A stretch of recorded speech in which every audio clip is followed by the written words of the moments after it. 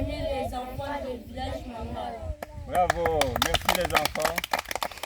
Effectivement, Boutalimania et Maman Virginie se retrouvent au village Mangala. On est au fond de la vallée. On vit ici en immersion pendant 3 semaines. Mais on vient parler aujourd'hui d'un problème crucial qu'on retrouve dans la plupart des grandes villes africaines, dont Kinshasa notamment. C'est le problème de recyclage de bouteilles en plastique. Pourquoi? Il y a la population des grandes villes qui ne fait que grossir, s'agrandir, se démultiplier, et l'urbanisme ne suit pas, les canalisations d'eau ne suivent pas. Il y a des quartiers où il n'y a pas d'eau. Donc les gens sont obligés d'acheter des bouteilles en plastique pour leur soif. Et nous, également, on a fait la même chose. Et on se retrouve, on est aussi des pollueurs. Et pour remédier à ça, on essaie d'initier les enfants à autre chose, c'est-à-dire à recycler ces bouteilles qu'on boit tous. On veut l'utiliser ça comme godet dans l'agriculture ou dans le germois et la préparation de pépinières. Donc la première étape, comme vous avez vu, on a beaucoup de bouteilles. Ce n'est qu'une partie de ce qu'on a consommé, nous, personnellement, les 3 semaines qu'on a fait ici en immersion. On a consommé plus que ça.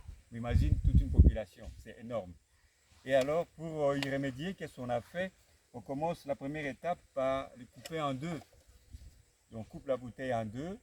On utilise principalement la partie inférieure qu'on remplit de la terre ou du compost, comme est là, ou du terreau.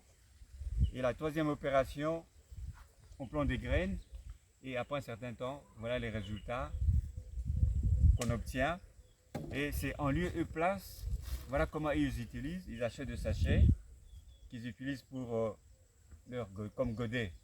Et ça, je trouve ça, c'est pas beau parce que ils achètent déjà ces sachets, mais nous, on n'achète pas ces bouteilles en plastique vides, on achète de l'eau et on recycle. Donc notre problème, c'est le recyclage. Et voilà comment on compte y remédier dans l'avenir. Donc les enfants, vous avez compris comment il faut faire. Mais avant d'y aller plus loin, dès qu'on coupe en deux, on doit avoir des trous à l'extérieur, en dessous, pour empêcher que l'eau ne noie le grain qu'on a mis là-dedans. Donc les trous servent à drainer l'eau et voilà les résultats.